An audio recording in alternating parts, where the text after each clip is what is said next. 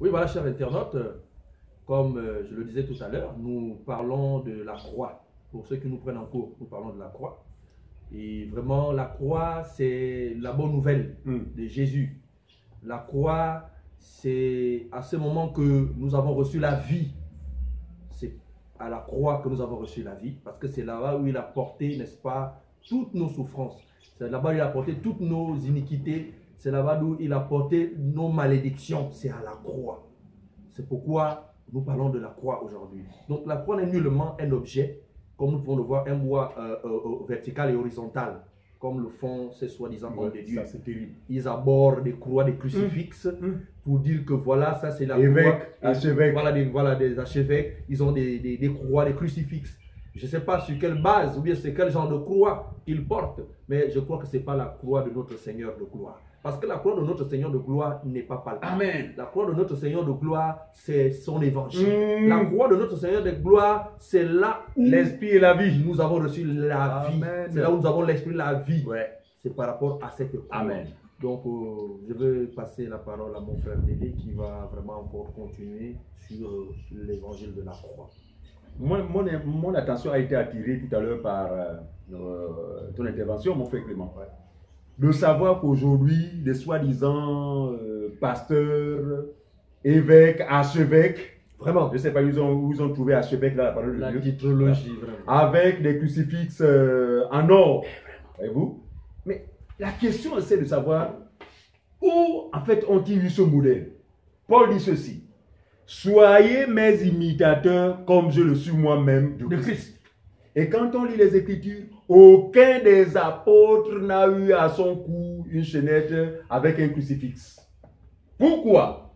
Je dis que s'ils se sont abstenus, n'est-ce pas, de faire ce que les faux enseignants, ce que font tous les faux serviteurs de Satan aujourd'hui, pour mystifier le peuple, c'est parce qu'ils ont eu la révélation, ils ont eu la grâce de comprendre en fait la croix. Ouais, amen. C'est pourquoi ils ont jugé utile de ne pas avoir des pendentifs, n'est-ce pas, en forme de crucifix. Voyez-vous? Alors, les choses sont claires. Nous présentons la croix selon son essence spirituelle.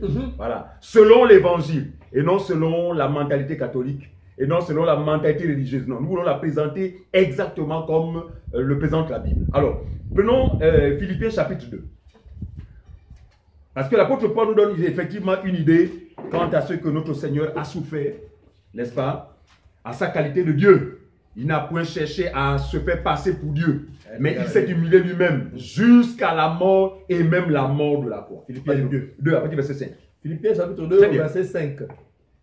Ayez en vous les sentiments qui étaient en Jésus-Christ. Ayez en vous les sentiments qui étaient en Jésus-Christ, frère. Voilà en fait le point de départ. Oui. Est-ce que ceux qui se réclament être enfants de Dieu ont le sentiment qui était en Jésus-Christ? Parce que le sentiment qui était en Jésus-Christ, c'était quoi? Vraiment la détermination à plaire à celui qui l'avait envoyé. Donc il dit que nous devons être animés du même sentiment. Mais il a obéi en ce que il a été, bien qu'à un moment, c'était difficile pour lui, parce qu'on a vu qu'à un moment, n'est-ce pas, dans sa prière, il dit, éloigne de moi cette coupe. Voyez-vous, c'était compliqué pour la chair. Mais il n'a de même pas moins qu'il a été obéissant jusqu'à la mort de la croix. On continue. Et en vous les sentiments qui étaient dans Jésus-Christ. Lequel existant en forme de Dieu, pourtant qui était Dieu, n'a point regardé comme une n'a pas cherché à se faire passer d'être égal à Dieu. D'être égal avec Dieu. Mais c'est dépouiller lui-même. Alléluia. En prenant une forme de serviteur. En devenant semblable aux hommes. Et ayant paru comme un simple homme. On a dit tout à l'heure qu'il n'avait rien à tirer les regards. Non, c'était quelqu'un que l'on pourrait qualifier de pauvre type. Voilà. Mais les gens n'ont pas tort de l'avoir appelé pauvre type. Parce qu'en réalité, il s'est appauvri pour que nous soyons riches. Frère. Non, nous ne voulons pas tordre les Écritures. La richesse là, c'est pas... Non, c'est pas le matériel. Parce que beaucoup, excuse-moi frère, beaucoup interprètent ce passage-là aujourd'hui pour dire que non, Dieu s'est fait pauvre pour que nous nous enrichissons. Est-ce que vraiment, cette richesse-là, vraiment par la grâce de Dieu, ça veut dire que c'est de l'argent, que comme le Seigneur s'est fait pauvre, que nous devenons riches, que nous devons maintenant chercher les richesses, nous amasser vraiment des richesses sur la tête, c'est-à-dire de monnaie, argent, monnaie. Mon frère Clément, seul Satan peut tenir un tel langage. Parce que Satan a l'art de falsifier la parole de Dieu. Ouais. Satan a l'air de tordre le sens des Écritures. Ah. Non. Ah. Jésus s'est fait pauvre. Ah. C'est-à-dire, il s'est dépouillé de ce qu'il était réellement. Oui, n'est-ce pas? En vue de nous enrichir. Cette richesse est rattachée à la promesse qui avait été faite à Abraham, nous l'avons dit tout à l'heure. Oui. Confirmée par Paul lorsqu'il dit qu'en Christ Jésus, nous sommes bénis de toutes sortes de bénédictions. Mon frère, si Paul s'était arrêté là, la bénédiction spirituelle, matérielle aurait été justifiée. Oui. C'est-à-dire que les gens auraient eu raison de dire que finalement Dieu s'est enrichi pour nous rendre riches selon la chair. Être riche matériellement ou être riche financièrement. Oui. D'accord? Mais je rends grâce à Dieu parce que les lettres de Paul ont une telle précision, Oui. n'est-ce pas? Qu'on aurait du mal en fait, à tomber dans les interprétations particulières. Oui. Il dit, nous sommes bénis de toutes sortes de bénédictions. Lisons cela. Nous allons le lire. Voilà, très bien. Éphésiens chapitre 1. Chapitre 1. 1. Quand le verset 3. Voilà. Voilà. Éphésiens chapitre 1 au verset 3. Très bien. La Bible nous dit ceci. Oui, bah c'est ça, c'est ça. Béni soit Suivez. Béni soit Dieu, Dieu, le Père de notre le Père Seigneur, de notre Seigneur, Jésus-Christ, Jésus-Christ. qui nous a bénis Ah, de toutes sortes de oui, bénédictions. très bien, la promesse faite à Abraham, Spirit. toutes sortes de bénédictions. Toutes les familles de la terre seront bénies en toi. On continue. Toutes sortes de bénédictions spirituelles Spirituel, frère. dans les lieux Arrêtons-nous célestes. là, frère. Je rends grâce à Dieu. Parce que les bénédictions spirituelles ont rapport avec la Jérusalem d'en haut. Amen. En rapport avec les choses d'en haut et non Les choses. en rapport avec les choses d'en bas. Ok, amen. C'est pourquoi il précise que dans les lieux célestes. Dans les lieux célestes, ok. d'accord. Parce qu'ici à terre, ici sur la terre, l'homme est beaucoup plus attaché, en fait, considère beaucoup plus la bénédiction matérielle. Matériel, Charles. Et nous disons que, aussi vrai que dans la maison d'Abraham, n'est-ce pas, il y avait deux postérités. Une, n'est-ce pas, héritière des choses de la terre, parce qu'Abraham était riche, matériellement, il avait des brebis, il avait tout ce qu'il faut, n'est-ce pas? Oui. Et le fils, justement, illégitime, tel devait être son héritage, n'est-ce pas? Voyez-vous? Oui. Mais dans la même maison, naquit aussi un enfant né selon l'esprit. Et sa richesse ne pouvait être celle qui est terrestre. De l'enfant esclave. La richesse d'Isaac a été une richesse, n'est-ce pas, spirituelle. Très bien. Spirituelle. Dans la mesure où, n'est-ce pas, cette richesse, avant que Dieu ne fasse la promesse à Abraham, il a appelé Abraham hors de la tente. Pour regarder premièrement vers le ciel. Il dit, regarde les étoiles. Peux-tu les compter? C'est ainsi que sera nombreuse ta postérité. Ouais. Ici, il était question de la postérité de l'enfant, de la femme libre. Voyez-vous? Une bénédiction purement spirituelle. Pourquoi spirituelle? Parce qu'elle vient d'en haut. Et elle est d'en haut. Amen. Donc, le Seigneur Jésus sur la croix s'est humilié, n'est-ce pas? Et s'est fait passer comme un simple homme, justement pour nous faire du bien, pour nous enrichir de sa vie, pour nous enrichir de sa grâce. On continue, mon frère. On revient à Philippiens. Verset 8 Oui, de oui. Philippiens chapitre 2. Oui. Il dit, il s'est humilié lui-même, Lui-même. se rendant obéissant Ah, se rendant obéissant. jusqu'à la mort, même jusqu'à la mort de la croix. Se rendant obéissant jusqu'à la mort, même jusqu'à la mort de la croix. Regardez, après toutes ces choses, regardez maintenant ce que Dieu va faire de celui qui a obéi. La suite. Verset 10, Oui. verset 9. C'est pourquoi aussi Dieu l'a À souverainement cause de son élevé. obéissance, c'est pourquoi nous disons que celui qui a obéi, c'est Jésus. Amen. L'homme ne pouvait obéir. C'est pourquoi il vient pour obéir. On a lu 3 textes. Le premier texte, c'est à cause du travail de son âme, il a laissé ses regards. Le deuxième texte qu'on a lu ici, c'est Hébreux chapitre 10, verset 5. N'est-ce pas? Et tu vas former un corps pour faire ta volonté. Ouais. Le troisième texte, c'est celui-là. Il dit, il a obéi jusqu'à la mort et même jusqu'à la mort de la croix. Regardez. L'obéissance du Seigneur Jésus-Christ a été couronnée par l'élévation qui constitue notre salut. La suite, mon frère. Verset 10. 10. Afin qu'au nom de Jésus, Reprends. C'est c'est pourquoi Oui. aussi Aussi, Dieu l'a souverainement élevé Dieu l'a souverainement élevé et lui a donné le nom qui est au-dessus de tout nom, et lui a donné le nom qui est au-dessus de tout nom.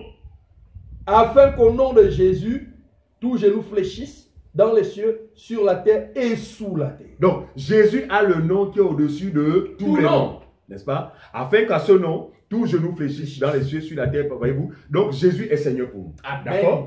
Tout cela à cause de l'œuvre qu'il a accomplie, l'œuvre parfaite qu'il a accomplie sur la croix, en faveur justement des brebis, des vraies brebis du Seigneur. C'est ces brebis-là, n'est-ce pas, qui sont des élus, ces brebis-là qui ont toujours existé dans sa maison, qui ont toujours été dans sa maison dans l'éternité, mais qui se sont retrouvés hors de la maison à cause du péché, que le Seigneur est en train de ramener dans sa maison. Amen. Nous sommes ses fils et ses filles pour lui. Vraiment. Amen. Oui. Alors, 1 Pierre chapitre 2. 1 Pierre chapitre 2, verset 22 au verset 25. 1 Pierre chapitre 2. 1 Pierre chapitre 2, verset 22 à 25. Très bien. À 25. Oui. Lui qui n'a point commis de péché. Lui, Jésus, qui n'avait jamais point commis de péché. Et dans la bouche duquel il ne s'est point trouvé de fraude. Ah! Frère, mon frère, excuse-moi, je souhaitais revenir parce que j'ai dit au départ que Jésus a accompli la loi. Oui. Et la loi stipulait clairement que ne pouvait être pendu au bois que celui qui aurait commis un crime, n'est-ce pas? Un crime. Un crime, oui. Donc ce dernier méritait la mort. La mort. Alors, Jésus s'est trouvé sur le bois, pourquoi? Parce que selon la prophétie, il a commis un crime. Le crime, c'est quoi? C'est de porter, n'est-ce pas, la sentence de celui qui aura tué, celui qui avait tué, celui qui avait violé, celui qui avait menti, voyez-vous. Donc, il s'est retrouvé complètement, n'est-ce pas, en désaccord avec la loi. Oui. C'est pourquoi il a mérité la mort. Donc, il n'est pas mort parce que lui-même avait péché, mais parce qu'il a pris sur lui nos crimes. Donc, il a été considéré comme criminel à cause de nous. C'est dans ce sens que j'ai dit que Jésus, en fait, a mérité la mort. Parce que cette mort allait déboucher par quoi? Par le salut de l'humanité. On continue. On est dans 1 Pierre chapitre 2, 22 à 25. 22 à 25. Oui. Lui qui n'a point commis de péché. Oui. Et dans la bouche duquel il ne s'est point trouvé de fraude. Très bien. Lui qui injuriait ne rendait point d'injure. Injurier ne rendait point d'injure.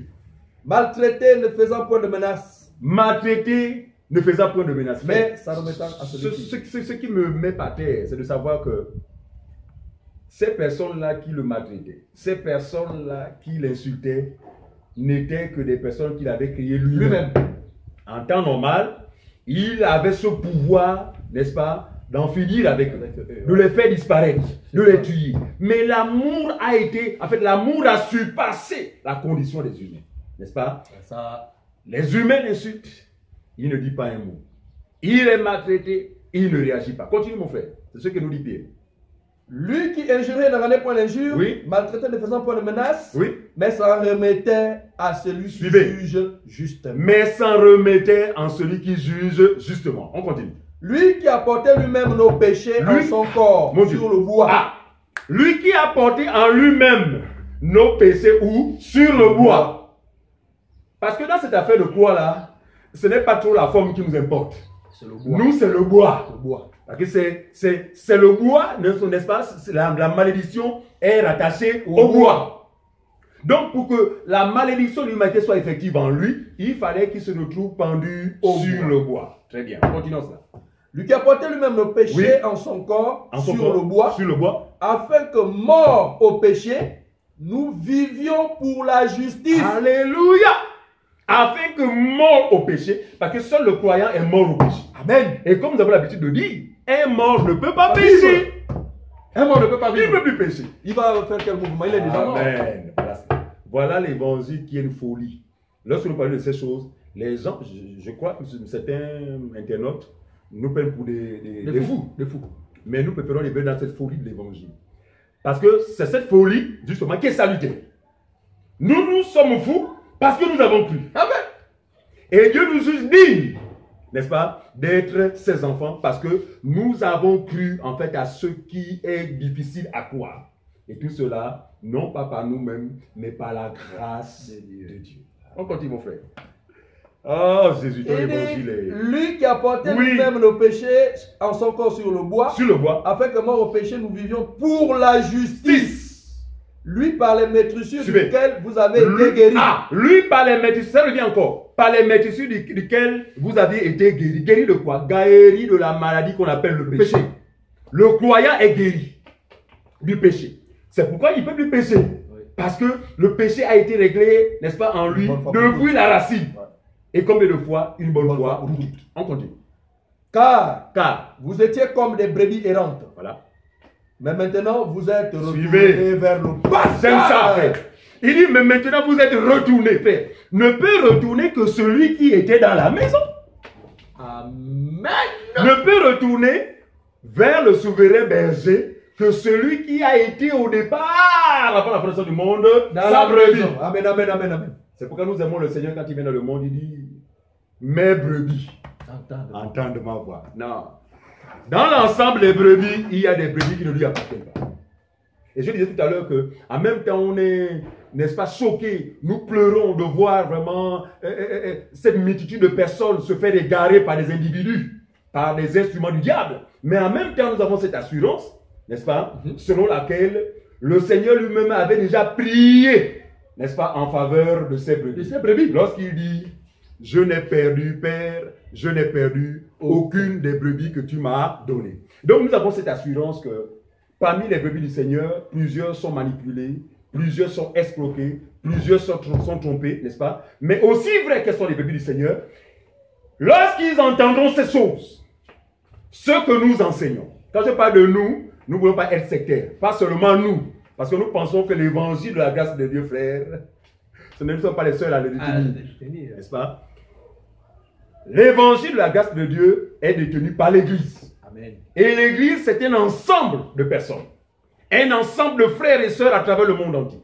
Ouais. Et nous pensons que tous ceux qui recevront le message que prêche l'Église, n'est-ce pas, et qui seront sensibles à ce message, n'est-ce pas, très bien, vont retourner à la maison pour regagner, n'est-ce pas, la demeure du souverain berger. Voilà l'évangile. Donc la croix, frères et sœurs, les bien-aimés, n'est rien d'autre que cette vérité. Voyez-vous, quelqu'un me parlait d'une vision. Nous ne voulons pas fonder notre foi sur les visions. Ouais. Mais lorsqu'une vision corrobore avec la parole de Dieu, eh bien nous estimons que c'est une vision qui est digne justement d'être partagée. Ouais. Alors, cette personne me disait ceci, qu'au cours de cette vision, il a vu normalement une grande croix dans un lieu, n'est-ce pas? Et autour de cette croix, en fait, se trouvaient des centaines de milliers de personnes. Ça. Regardez, des centaines de milliers de personnes qui se réjouissaient justement de cette croix. Ici, cette catégorie qui se réjouissait de cette croix, n'est-ce pas, sont symbolisées par ces personnes-là qui, pour eux, la croix, c'est le bois. C'est le symbole qu'il y a dans les milieux religieux ou sur les tombes. Sur les tombes, là, voilà, le crucifix. Parce que je pense même que lorsque ce symbole est sur les tombes, c'est vraiment le symbole de la mort même, quoi. Voilà, c'est le symbole de la mort. Très bien. Voilà. C'est pourquoi rien n'est fait par hasard. D'accord? Et puis, parmi ces gens-là, il y avait une catégorie de personnes autour de cette même croix, mais qui n'étaient pas émerveillés par la forme. Seulement par la forme, par l'aspect extérieur de ce bois, de cette forme, de cette croix, n'est-ce pas? Ouais. Mais qui était en fait beaucoup plus dans une démarche qui est celle de rechercher en fait la porte, une porte qui se trouvait au pied de la même croix, n'est-ce pas? Que plusieurs personnes cherchaient, mais avaient du mal à trouver. Et c'est ce que Matthieu nous dit justement. Oui. Matthieu 7, 12 là-bas, n'est-ce pas? Oui. Il dit que plusieurs... Attends, allons-y, lisons. Oui. Matthieu 6, Matthieu, je crois que c'est Matthieu 7, hein, 13, 14, je crois. Matthieu 7. Ok, Matthieu chapitre 7. Voilà. 13, 14. 13, 14, suivez. Entrez par la porte étroite. Entrez par la porte étroite, c'est-à-dire que dans la croix, dans l'évangile de la croix, parce que la croix n'est plus pour nous un symbole, n'est plus un bois. Dans l'évangile de la croix, il y a une porte. La porte, c'est quoi? C'est la compréhension même qui constitue le salut de l'homme. Ben oui. Parce que tout le monde prêche l'évangile, tout le monde parle de la croix. Mais combien ont compris en fait le bien fondé de cette croix? Il dit entrez par la porte étroite. Car large est la porte spacieuse. Est le chemin qui mène à la perdition. La porte large ici, n'est-ce pas, est symbolisée par tous ceux qui se contentent seulement que du symbole de la croix. Parler de Jésus, mais sans Avoir comprendre ça, la compréhension. Très la bien. mission même. D'accord? Il dit qu'à l'âge est la porte spacieuse, n'est-ce Est pas? le chemin qui mène à la perdition. Et il y en a beaucoup qui entrent par là. Il y en a beaucoup, donc la majorité, n'est-ce pas, passe à côté. Mais étroite est la porte resserrée. La porte est resserrée, c'est-à-dire qu'elle est là. Mais pour l'apercevoir, frère, il faut que Dieu t'ouvre les yeux. Alléluia. Pour l'apercevoir. On continue.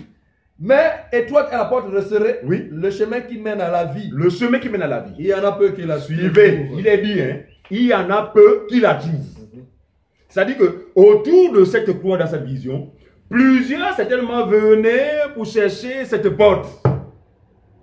Mais c'est une porte qu'on ne peut trouver par soi-même si la grâce de Dieu n'est accordée. Voyez-vous? Donc nous pensons que nous sommes de ceux-là. Donc quand je parle de nous, c'est l'Église, n'est-ce pas, dans son ensemble.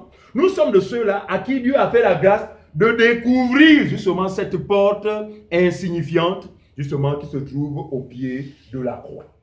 N'est-ce pas? Et cette porte, c'est quoi? C'est l'évangile de la grâce de Dieu. Qui révèle quoi? Qui révèle la justice de Dieu. Amen. Justice de Dieu qui s'obtient par la foi et rien que la foi. Voilà en fait le message de la foi. Je voudrais encore donner la parole à mon frère en espérant qu'il... Gloire soit rendue à Amen. Dieu. Amen. Amen. Chers internautes bien-aimés dans le Seigneur, nous vous parlons de la croix pour ceux qui nous prennent en cours. Nous parlons de la croix. Et par la grâce de Dieu, nous avons déjà abordé certains aspects qui démontrent à suffisance que la croix dont nous parlons ce soir, c'est simplement l'évangile de la bonne nouvelle de Jésus-Christ. C'est elle la croix. Excusez-moi donc. Arrêtez avec, n'est-ce pas, les crucifixes. Parce que vous êtes trop charnel. Lorsqu'on entend parler de croix, c'est fini. Vous savez, frère Dédé, j'ai rencontré un jeune homme, soi-disant-il qu'il est chrétien, catholique, et je l'ai vu avec justement le crucifix. Donc je lui ai posé la question à savoir, mais mon jeune frère, cette croix que tu mets au cou, elle te sert finalement à quoi? Il me dit, oh mais grand, cette croix me protège de beaucoup de choses. Elle me protège de beaucoup de choses et tout, donc ça m'évite vraiment, même les sorciers ne peuvent pas me toucher quand j'ai la croix. Oh là là. Bon, j'ai vu vraiment les ténèbres grandes dans la vie de cet enfant parce que j'ai compris qu'il est dans les ténèbres, il est dans l'ignorance. Et c'est un peu l'image qu'ont tous ces soi-disant chrétiens qui abordent des croix. Ils pensent que la vie est dans l'espace, ces croix-là qu'ils achètent. C'est pourquoi vous allez remarquer, d'autres, ils embellissent ça. C'est simplement, c'est l'aspect charnel, l'aspect extérieur. Donc ça n'a rien à voir avec la vie. Au contraire, comme disait mon frère Dieudonné, au contraire, ces croix-là symbolisent même les croix vraiment des grands trous sur les tombes, sur les tombeaux. Les croix là que les gens mettent là, c'est les croix, normalement, ça symbolise les morts. C'est-à-dire que c'est la mort qui est dedans. Ceux qui les portent sont eux-mêmes morts. Ceux qui les portent sont eux-mêmes morts.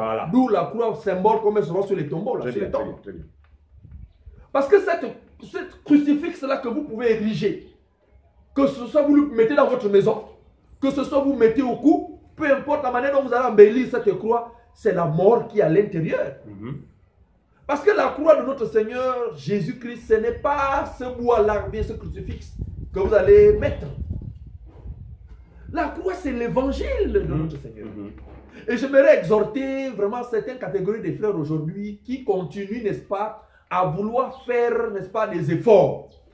Des efforts humains, disant que moi aussi, parce que comme le Seigneur a souffert, moi aussi je vais souffrir. Mais non, le Seigneur a souffert pour toi, que tu dois croire, n'est-ce pas, que c'est lui qui a porté tes souffrances.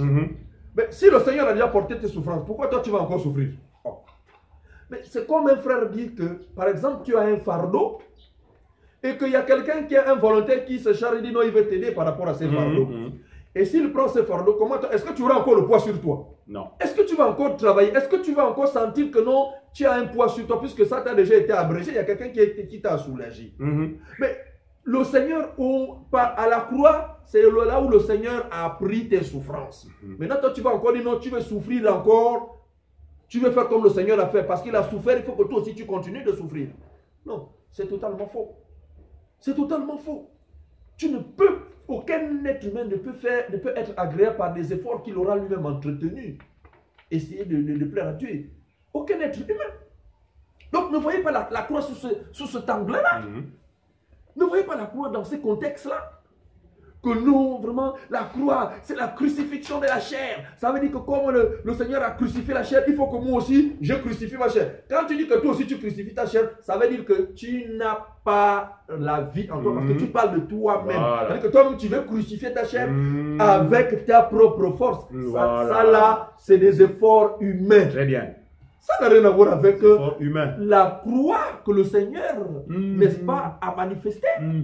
C'est là-bas où il y a la vie.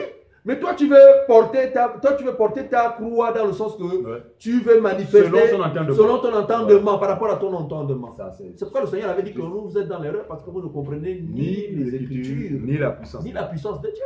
Parce que vous ne comprenez même pas les Écritures. Comme le Seigneur a dit que celui qui se charge de sa croix, est-ce que ça veut dire que non? Maintenant, toi, se charger de ta croix, ça veut dire que tu dois maintenant faire des efforts pour, n'est-ce pas, plaire à Dieu, pour suivre l'exemple du Seigneur. Mais il faut aussi maintenant que tu ailles aussi à la croix. Alors.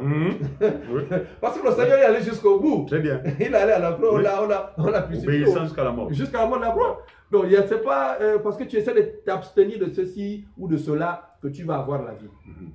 Sur ce contexte, dans nos précédentes vidéos, nous avons déjà dit que aucun être humain ne peut être juste par ses propres œuvres. Parce que nous avons des rosicruciens, des francs-maçons qui font des œuvres qui sont très pieux et qui posent des bonnes œuvres, vraiment des bonnes actions.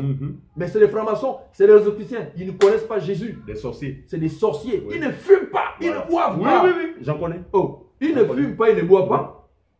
Mais le problème, c'est qu'il n'a pas Christ. À partir de ce moment où il n'a pas Christ, ce n'est pas le fait qu'il ne fume pas, qu'il ne boit pas, qu'il est sauvé. Non, non, non. Donc nous disons que la justification par les œuvres humaines ne peut pas amener les hommes à être véritablement justes. Jamais. Ça, c'est la justice des hommes. Et nous avons parlé de ça dans notre précédente vidéo. Donc nous, aujourd'hui, nous parlons de la croix. Et le frère Paul le dit tout à l'heure, lorsque nous parlons de nous, il ne s'agit pas spécialement de nous qui sommes assis ici. L'église véritable. De l'église véritable. Nous croyons qu'il y a des gens qui sont en Chine. Nous avons le même message. Prêchent le même message. C'est pourquoi loin de nous la pensée, n'est-ce pas, de chercher, n'est-ce pas, à vous faire revenir. Non, nous vous présentons l'évangile de Jésus. Nous vous présentons l'évangile de la croix. Comme autrefois, dans Genèse, Noé a simplement présenté le peuple le message de l'arche. C'est tout. Maintenant, tout ce qui était prédestiné, ce n'était pas le rôle de Noé d'aller dire, oh, venez rentrer avec la force. Non. Noé présente le message. Il dit, voilà, Dieu va prononcer le jugement. Mais voilà le moyen par lequel il met pour être juste. C'est comme nous. Dieu va prononcer un jugement contre nous ici. Mais il y a un moyen que Dieu a mis en place pour justifier. Le moyen là, c'est le moyen de l'évangile. Très bien.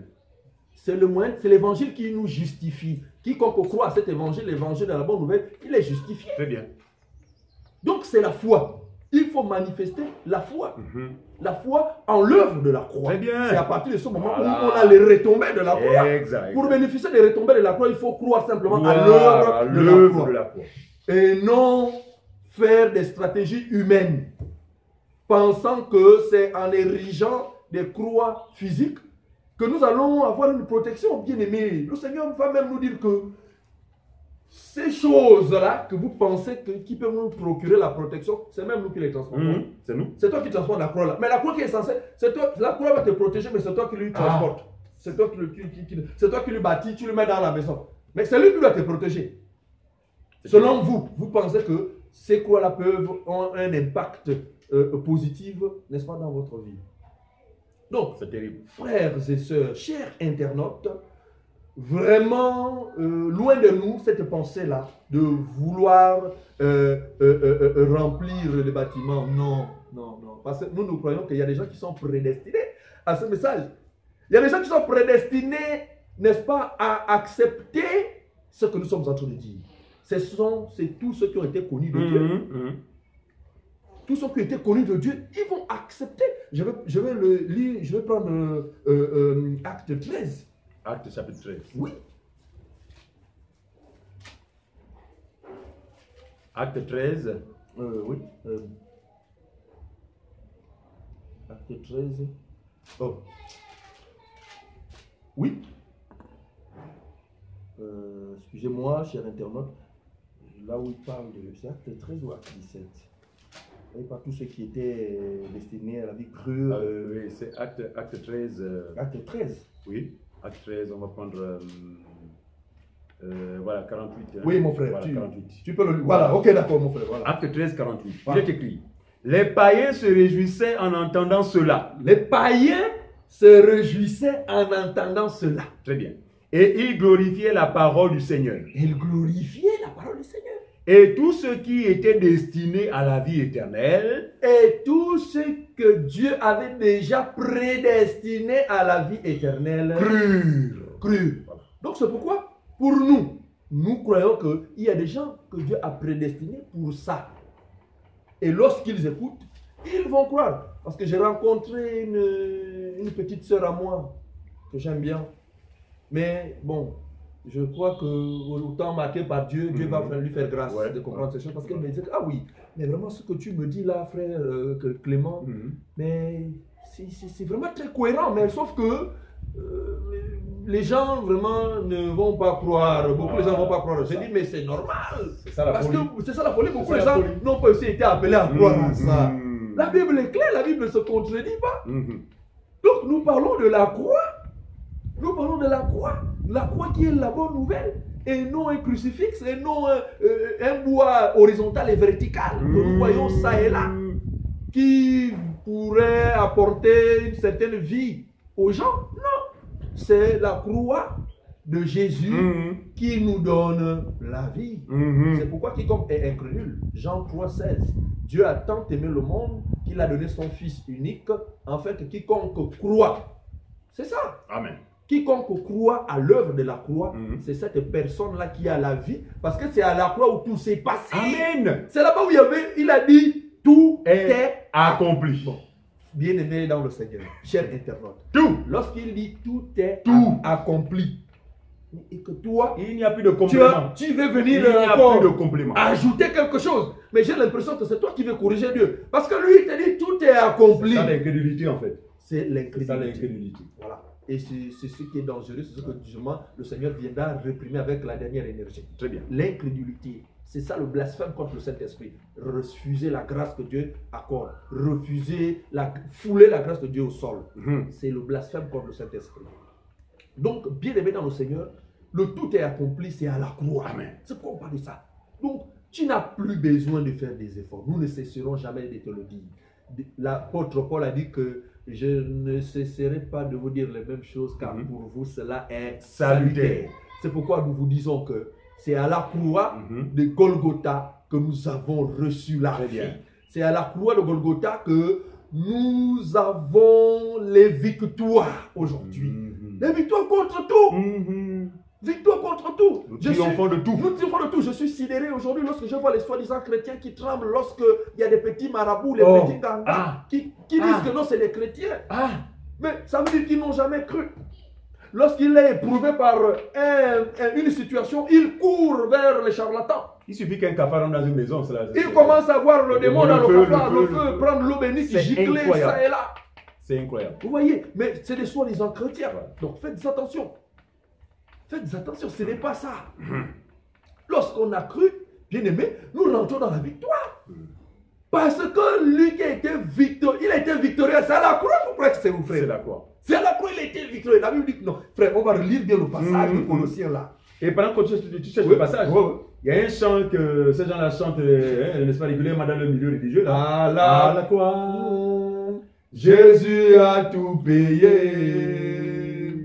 Au calvaire, Jésus a tout payé. Ouais. Oh, il a tout payé. Vraiment. Jésus a tout payé à la croix. Vous chantez Amen.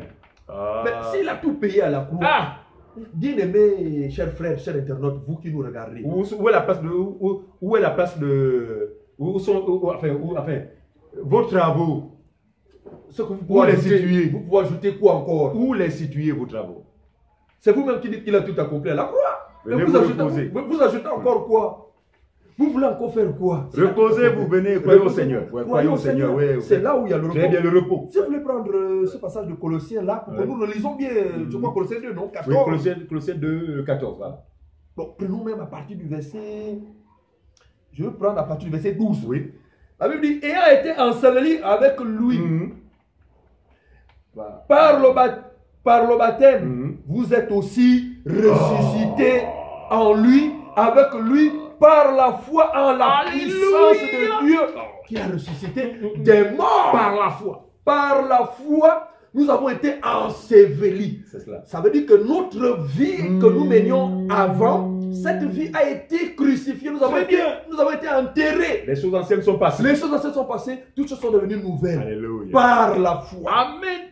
Il dit, vous qui étiez morts par vos offenses et par l'incirconcision de votre chair, il vous a rendu à la vie avec lui en nous faisant grâce pour toutes nos offenses.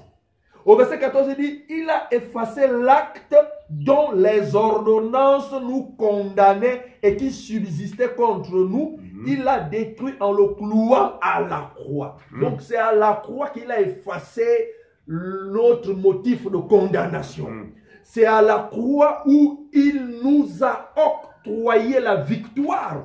Si tu es victorieux aujourd'hui, ce n'est pas parce que tu vis bien, ce n'est pas parce que tu as une belle maison, ce n'est pas parce que tu as de l'argent. Non, si tu es victorieux, c'est en Christ. Quiconque croit rentre dans la victoire. Il a dépouillé les dominations, les autorités, il les a livrées publiquement en spectacle en triomphant d'elles par la croix. Ouais. C'est le passage que nous lisons. Par la croix, par la croix. C'est le passage que nous lisons, bien aimés dans le Seigneur. Alors, on lit ça, frère Dédé. Oui. Mais le problème, c'est qu'ils ne comprennent pas la quintessence, la profondeur de ces passages qu'ils lisent. Ouais. Ils ne réalisent pas. Ouais. Or, le problème n'est pas de lire, mais le problème est de comprendre et de réaliser. C'est pourquoi vraiment que Dieu vraiment vous fasse grâce de comprendre ces choses.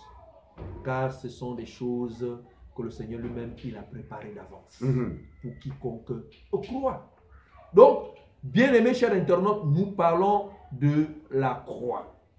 Je veux repasser la parole à mon frère Dieudonné, qui a encore certainement beaucoup de choses à dire. Oui, frère. Je souhaiterais qu'on revienne encore sur le passage de 1 Corinthiens chapitre 1 qu'on a lu tout à l'heure. Il dit, ce n'est pas pour baptiser que Christ m'a envoyé, dit Paul. C'est pour annoncer l'évangile, et cela, nous dit la Bible, sans la sagesse du langage. Pourquoi? Afin que la croix de Christ ne soit pas rendue vaine. Verset 18. Car la prédication de la croix est une folie pour ceux qui périssent, mais pour nous qui sommes sauvés, elle est une puissance. C'est quoi la prédication de la croix? La prédication de la croix, c'est cet évangile qui révèle la justice de Dieu, n'est-ce pas? Par la foi, n'est-ce pas? Voilà. Alors, quand on lit le verset 21, il dit, car puisque le monde avec sa sagesse n'a point connu Dieu, n'est-ce pas? Pardon, tu peux dire en place, s'il te plaît? Au verset 20, 21.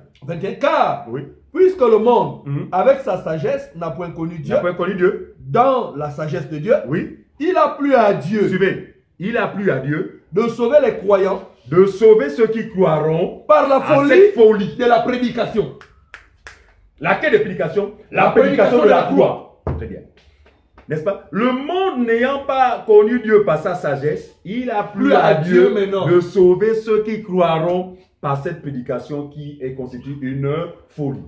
Maintenant, allons-y. Toujours 2 Corinthiens chapitre 4. Écoutez ce que va nous dire le même apôtre. Verset 3. 2 Corinthiens chapitre 4. Voilà. Verset 3 à 6. 3 à 6. Suivez la si notre évangile est encore voilé. Donc ici, de quel évangile parle-t-il? L'évangile de la croix. Très bien. Il dit que si les gens ont du mal en fait à comprendre l'évangile de la croix. Si notre évangile est encore voilé, il est voilé pour ceux qui périssent. Très bien. Donc il n'y a que un incrédule pour périr. Donc en d'autres termes, il est voilé pour les incrédules. Attention. Ils sont incrédules, pourquoi? Parce que l'ennemi de l'âme, n'est-ce pas, de l'âme humaine, fait un travail de pointe. Ouais. Qui est celui de faire quoi? D'aveugler l'intelligence. Ouais. D'empêcher les gens en fait de comprendre le bien fondé de la foi. C'est pourquoi il ne se limite qu'à les laisser justement parler de la croix, dire des choses sur Jésus, mais tout en les empêchant en fait à comprendre ce que nous avons compris aujourd'hui. Relis mon frère. Il dit, 1 Corinthiens 3. Oui. 4, 2 Corinthiens 4, Oui. le verset 3. Donc il dit, si notre évangile est encore voilé, il est voilé pour ceux qui périssent. Ceux qui périssent, verset 4. Pour les Pour les incrédules, très bien. dont le Dieu de ce siècle a aveuglé l'intelligence. Afin qu'ils ne puissent pas briller la splendeur de l'évangile de la gloire. Voilà, en fait, afin qu'ils ne découvrent pas ce que nous avons découvert, afin qu'ils ne soient pas heureux de savoir, de découvrir que, oh, donc Jésus est mort sur la croix, c'était finalement pour mon bien. Jésus est mort sur la croix pour que le péché soit ôté en moi. Jésus est mort sur la croix afin que je me repose de mes œuvres. Parce que jusque-là, certainement, j'ai cherché appel à Dieu par mes œuvres, voyez-vous. Donc, le diable empêche plusieurs, justement, à comprendre, justement, l'essentiel, cet essentiel qui relève de la croix. Il préfère les laisser, justement, entretenir une croyance liée au bois, liée humaine, une démarche humaine, voyez-vous. Alors, on continue. Alors, au verset 4, pour les incrédules dont le Dieu de ce siècle a aveuglé l'intelligence, afin qu'ils ne puissent pas briller la splendeur de l'évangile de la gloire de Christ, qui est l'image de Dieu. Afin qu'ils ne voient pas quoi? Briller la splendeur de l'évangile de la gloire. De la gloire. Amen. On continue, mon frère. Nous ne nous prêchons pas nous-mêmes. Nous aimons cela. Ah oui, hein. Parce que le prédicateur de l'évangile, frère, se reconnaît en ce que il ne se prêchera jamais lui-même. Il ne parlera pas de lui-même. Parce que dans Jean 3, là-bas, il dit que celui que Dieu envoie, c'est là où nous attrapons les bandits. Voilà. Celui que Dieu envoie se reconnaît par son message. Son message n'est pas centré sur lui-même. Parce qu'aujourd'hui, on assiste à une génération de prophètes. Des prophètes vraiment selon Satan. En fait, des envoyés de Satan. Des gens qui viennent avec le nom de prophète de Dieu. Mais leur message, en fait, leur message parle d'eux-mêmes. Le culte de la personnalité. Voilà. En ce sens que ces mêmes personnes se font passer pour des prophètes majeurs. Des prophètes sans lesquels le salut ne peut être possible. Mon frère, même sur le net, je vois de ces choses-là, c'est des choses terribles. Vraiment grave ici. Des gens, j'ai vu sur le net des gens, non, Dieu soit loué de ce que tu as envoyé le prophète dans ce pays. Alors, que pensez-vous de toutes ces personnes qui sont parties vivre au Gabon? Seront-ils condamnés? Pourquoi ce prophète ne fait pas le tour du monde entier? Lorsqu'on sait que le vrai prophète Jésus lui-même en venant le monde a agi avec stratégie, une stratégie efficace, qui est celle de choisir 12, n'est-ce pas? À qui il a communiqué son évangile, et que plus tard, ce sont ces 12 qu'il a envoyés à travers le monde entier. Amen. Mais ces personnes se font passer pour des prophètes particuliers, n'est-ce pas? Ils sont nombreux, les Kakou Philippe, ils sont nombreux, il y en aura encore. Parce que le Seigneur a prévu, il dit, il y aura des faux prophètes. Ils seront faux dans la mesure où tous vont sortir du cadre des Éphésiens chapitre 11. Parce que le prophète d'Éphésiens chapitre 11 n'est pas un ganga, n'est pas un devin. Le prophète d'Éphésiens chapitre 4, verset 11, est un enseignant. C'est un voyant. Mais il ne voit pas les gnomes. Il voit à travers les Écritures. Amen. Il révèle au peuple ce qui, n'est-ce pas, se cache derrière les écrits. Voilà le prophète. Mais aujourd'hui, il y a des prophètes. Il y en aura encore, mais c'est extrêmement grave. D'accord? Alors, il dit que nous ne prêchons pas nous-mêmes. C'est Jésus-Christ. Alléluia. Le Seigneur. Très bien. Que nous prêchons. Voilà. Et nous disons vos serviteurs à cause de Jésus. Si quelqu'un vient à vous apporte un autre nom que celui de Jésus. Si quelqu'un vient à vous et vous apporte le Kakou Philippe, comprenez que c'est un faux prophète. C'est un faux messager. Parce que les vrais messagers, à l'exemple de Paul, a clairement dit ceci. Quand il parle de nous là, il parle de l'ensemble des apôtres. Bien sûr. Nous ne nous prêchons pas nous-mêmes. Mais tous, autant que nous étions, avons prêché un seul nom, c'est le nom de Jésus-Christ. Oh! Donc c'est par là, mes frères et sœurs, que se font reconnaître les envoyés de Satan parce qu'ils sont nombreux dans le monde. Et ils séduiront plusieurs. Qui sera séduit? c'est quiconque ne sera pas en fait fondé, ne sera pas renseigné sur ces choses. Parce que l'enseignement du Seigneur vise quoi? Vise ces choses, nous fonder en lui. Amen. En lui et en lui seul. Et à partir de ce moment, on est à l'abri effectivement des fausses doctrines. Bien sûr. D'accord? Nous ne nous prêchons pas nous-mêmes, vas-y la suite. Hein? Il dit, Oui. nous ne nous prêchons pas nous-mêmes, Nous-mêmes. c'est Jésus-Christ le Seigneur que nous prêchons. prêchons. Et nous vous disons, vos serviteurs, à cause de Jésus. Ah, nous sommes à votre service. Ils affirment, il dit, nous sommes à votre service à cause de Jésus, qui nous a choisis, établis et envoyés pour votre salut. Amen. C'est pourquoi il dit, si quelqu'un vient vous présenter un autre évangile, s'écartant de celui que nous, toujours nous, là, tout l'ensemble des apôtres, parce que l'ensemble des apôtres constitue le fondement, n'est-ce pas, de l'Église. L'Église est bâtie sur le fondement des apôtres et des prophètes. Très bien. Si quelqu'un vient vous prêcher un autre évangile, s'écartant de celui que nous vous avons, donc l'évangile a déjà été prêché. Donc, celui qui vient prêcher l'évangile dans notre temps ne doit faire une chose que de faire quoi? De répéter ce qui a déjà été prêché. Maintenant, si quelqu'un apporte un évangile autre, qui soit anathème, ce n'est pas nous qui le disons, c'est dit, qui soit anathème. Alors, prenons aussi 1 Corinthiens chapitre 15, à partir du verset 4. Verset 4. 1 à 4. 1 à 4, très bien. Bon, j'ai lu la parole de Dieu Oui. dans 1 Corinthiens chapitre Très bien, 15, très bien. à partir du premier verset au Écoutez 4e. ce que dit Paul. La Bible nous dit, je vous rappelle, Je vous rappelle, frère. l'évangile que je vous ai annoncé. Suivez. Il dit l'évangile que vous annoncez. Quand il parle comme ça, on a l'impression que ça a été l'évangile particulier. Non. Nous nous souvenons que le même Paul, 14 ans plus tard, est remonté à Jérusalem. Amen. Pour confronter l'évangile qui prêchait parmi les nations. Amen. Donc, conclusion, l'évangile qui était prêché par Paul dans les nations, c'est le même évangile qui était prêché par Jacques, Paul, Jules et les autres, les Pierre et les autres. Amen. Donc, je vous rappelle, frère, l'évangile que nous vous avons prêché. Oui. On y va, mon frère. Je vous rappelle, frère, l'évangile que je vous ai annoncé, que vous avez reçu, que vous avez reçu, dans lequel vous avez persévéré, dans lequel nous persévérons jusqu'à présent, et par lequel vous êtes sauvés. Alléluia. Donc, seul cet évangile sauve. Amen. Un autre évangile ne peut sauver. Amen. L'évangile qui sauve, c'est l'évangile qui a déjà été prêché et qui est répété fidèlement aujourd'hui par l'église véritable. Amen. On continue. Si vous le retenez tel que je vous l'ai annoncé, autrement vous aurez cru en vain. Donc, personne ne peut être sauvé si cet évangile est falsifié. Il dit, l'évangile que vous avez reçu, dans lequel vous persévérez, et qui vous sauve, si et seulement si vous le retenez, textuellement comme nous vous l'avons présenté. Autrement, c'est-à-dire que si quelqu'un fait autre chose, si quelqu'un le prêche autrement, ou si quelqu'un le conçoit autrement, ou si quelqu'un le reçoit autrement, il n'y a pas de salut. Voyez-vous?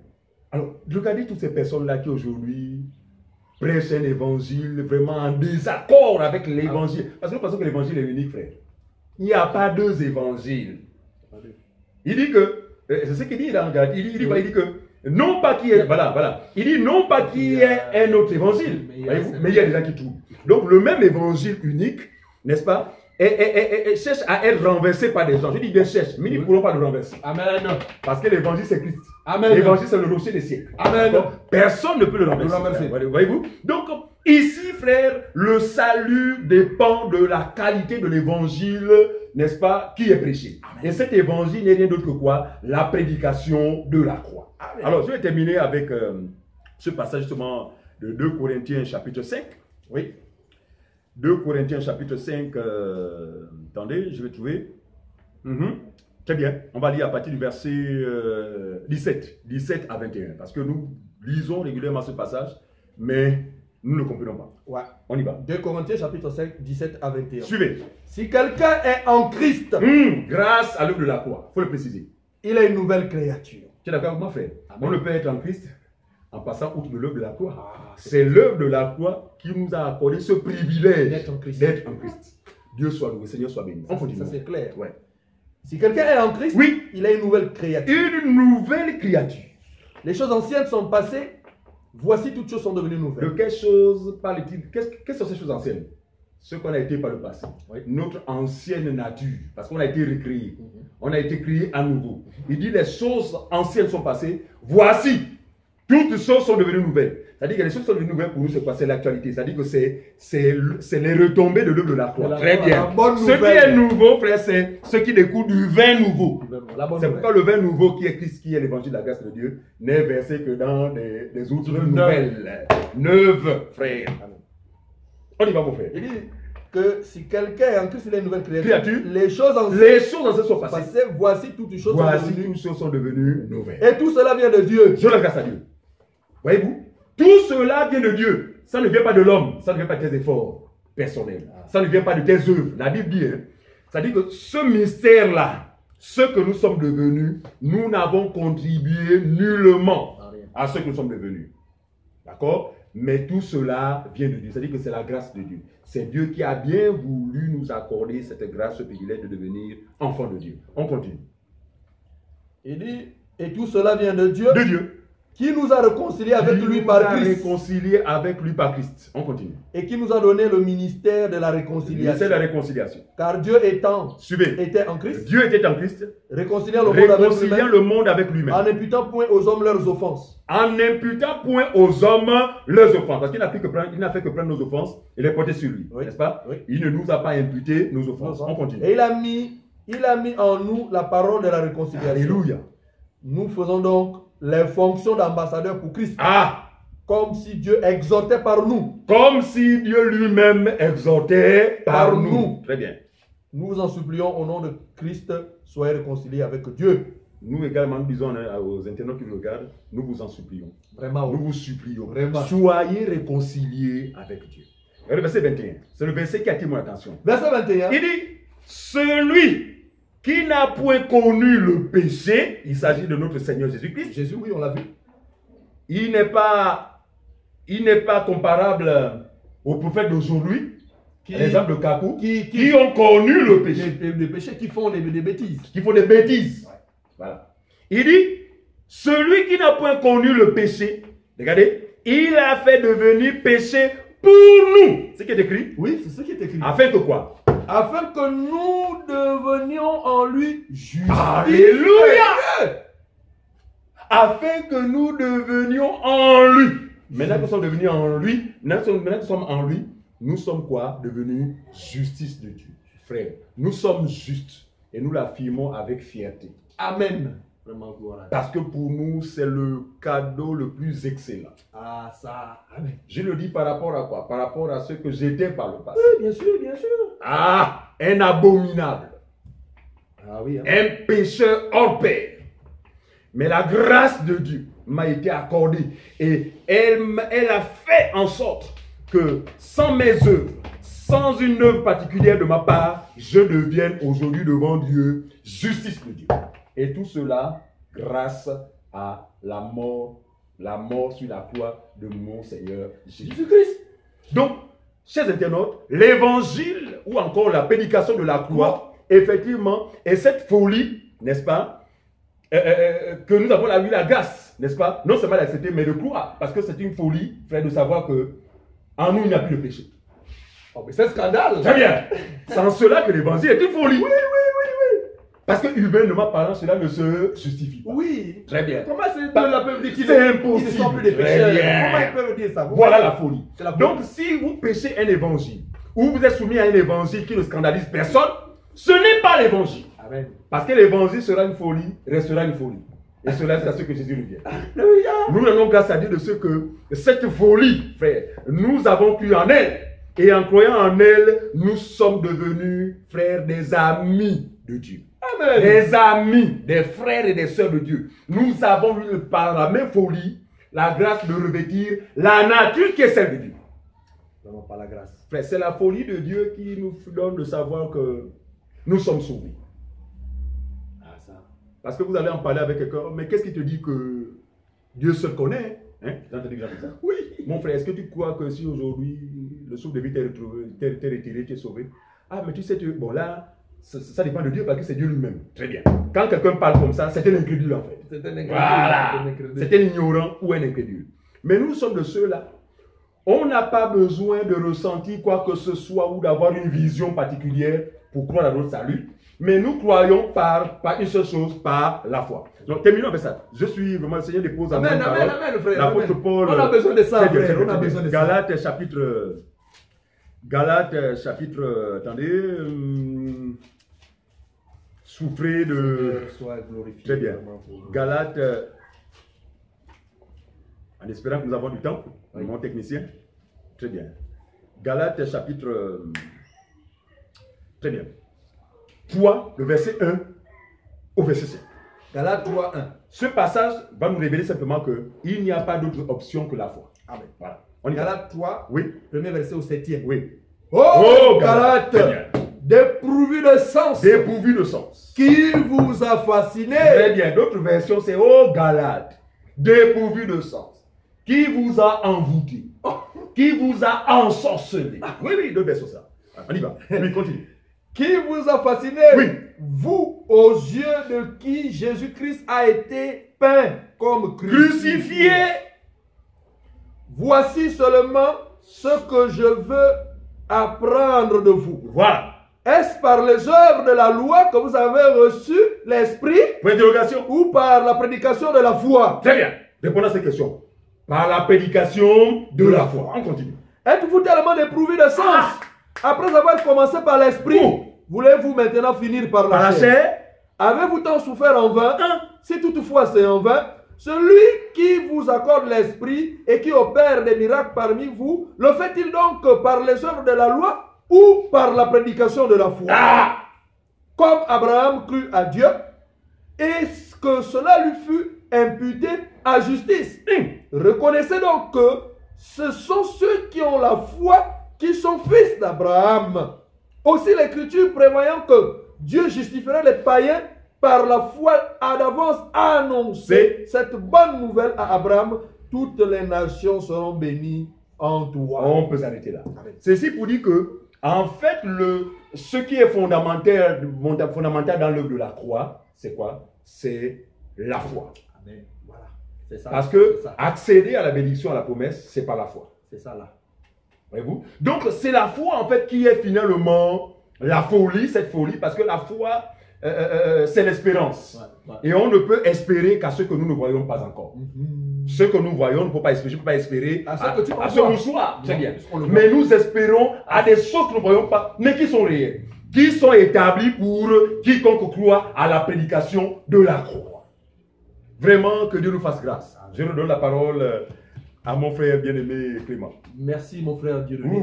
Vraiment, chers internautes, merci également à vous qui nous suivez. Donc, nous tirons petit à petit au terme de notre émission. Donc, nous avons parlé ce soir de la croix, sinon la prédication de la croix.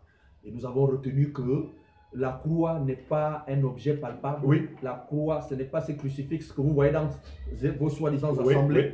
La croix, ce n'est non plus les crucifixes que vous portez au cou, là. Non, ce n'est pas la croix. Ou les pins. Ou les pins. Non, non, non, ce n'est pas ça. La croix, c'est simplement la bonne nouvelle de Jésus-Christ. Très bien. Donc, la prédication de la croix. Très bien. C'est de cela qu'il est question, parce que c'est à la croix où, véritablement, nous avons reçu la vie. Amen. Parce que nous étions morts. C'est seulement à la croix que vraiment tous ceux qui ont cru ont reçu la vie éternelle. Donc, bien-aimés dans le Seigneur, nous voulons vraiment vous informer aussi que arrêtez de suivre ces hommes, ces mortels, qui vous amènent et qui vous induisent en erreur.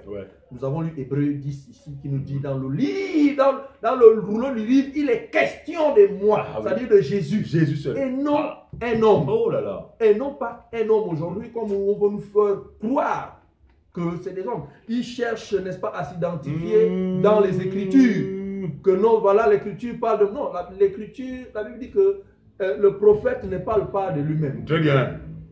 Et nous, on l'a vu aussi dans 2 Corinthiens que nous ne nous prêchons pas nous-mêmes. Le prophète, l'homme de Dieu, parle de celui qui l'a envoyé. Nous pouvons le voir dans Acte 8 avec l'unique Éthiopien. La Bible dit qu'il parcourait le livre d'Ésaïe. Alors, Philippe est venu, puisque le Seigneur avait compassion de l'unique Éthiopien, il a envoyé un serviteur.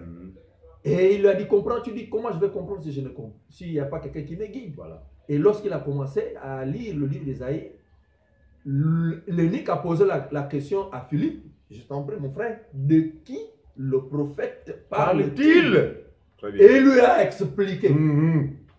Il a été mené comme un mouton qu'on amène à la bergerie, à la boucherie. Donc il s'agissait simplement du Seigneur. Donc Ésaïe parlait de Jésus. Très bien. Donc Ésaïe ne parlait pas de lui-même. Jamais. Le nez que pensait qu'Ésaïe était en train de parler de lui-même. Non, un prophète ne parle pas de lui-même. Jamais. Pourquoi vous allez dire non, Dieu m'a envoyé ici, c'est moi que Dieu a envoyé dans telle contrée. Faux. Mais dans les autres contrées, Dieu envoie qui finalement? Très bien. Pourquoi et quel est le sort de ces personnes qui sont pas dans la même contrée que toi? Donc, ne suivons pas ces mortels, c'est des mortels. Ouais, des agents de Satan. C'est des agents déguisés vraiment en serviteurs du Seigneur. En serviteur, comme le dit 2 Corinthiens 11, 13. Très bien. Donc, faites attention avec. Ces gens-là. Faites attention, en remontant pour moi, par rapport à ces soi-disant hommes de Dieu aujourd'hui. Donc, nous avons parlé ce soir de la prédication de la croix. Et 1 Corinthiens nous a dit que la prédication de la croix est une folie pour ceux qui périssent.